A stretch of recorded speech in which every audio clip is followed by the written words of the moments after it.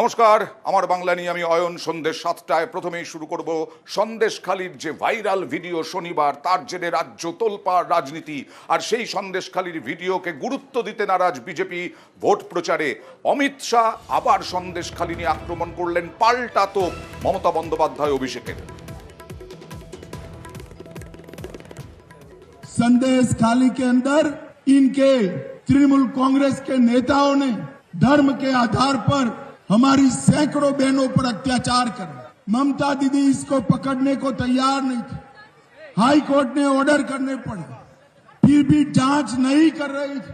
ये शाहजहां है, इसको जेल की सलाखों के पीछे डालना चाहिए या नहीं डालना चाहिए? आप महिला मुख्यमंत्री हो, आपके नाक के नीचे सैकड़ों माताओं बहनों पर अत्याचार बलात्कार हुआ, आपका पेट का पानी नहीं हिलता है। संदेशखाली में जिसने अत्याचार किया है वो पाताल में भी छुप जाए, ममता दीदी उसको पाताल में भी छुपा दे, हम ढूंढकर जेल की सलाखों के पीछे डालेंगे। আমার সন্দেশখালীর মা বোনদের কিভাবে প্ল্যান করে মেয়েদের অসম্মান করেছে দেখেছেন? ওরা জানে না মেয়েদের কাছে টাকাটা বড় কথা নয়, মেয়েদের আত্মসম্মান, মেয়েদের গরিমা, আমার মায়ের শাড়ির আঁচল, এটার সম্মান অনেক বেশি। ইলেকশনে জিততে হবে, তাই ব্লুপ্রিন্ট তৈরি করতে হবে।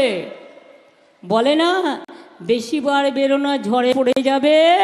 আর বেশি চক্রান্ত করো না, একদিন চক্রান্ত ফাঁস হবে। এসব এত সহজে হয় না, সব কিছু পরিকল্পনা করে। আমরা গোধরার কথা শুনেছিলাম, আমরা শুনেছিলাম পুলওয়ামাতে বিজেপি করিয়েছিল। গত পরশুদিন সেটা নিজের চোখে দেখলাম যে সন্দেশখালিতে মহিলাদের সম্ভ্রম, মান, ইজ্জত 2000 টাকায় বিক্রি করেছে বিজেপির নেতারা। তৃণমূলকে ছোট করতে গিয়ে বাংলার 10 কোটি মানুষকে এরা ছোট করেছে দেশের 140 কোটি মানুষের সামনে। 2000 টাকা দিয়ে মিথ্যে অভিযোগ করিয়েছে, আর যে অভিযোগ করেছে তাকে বিজেপি বসিরহাটের প্রার্থী করেছে। আমি বলছি না, বিজেপির মন্ডলের সভাপতি গঙ্গাধর কয়াল বলছে। যারা সন্দেশখালি করে গলা ফাটিয়ে বলতো সন্দেশখালি করবে তৃণমূলের চেয়ার খালি, আজকে সন্দেশখালি প্রমাণ করে দিয়েছে সন্দেশখালি ভারতীয় জনতা পার্টি দলটাই চালি।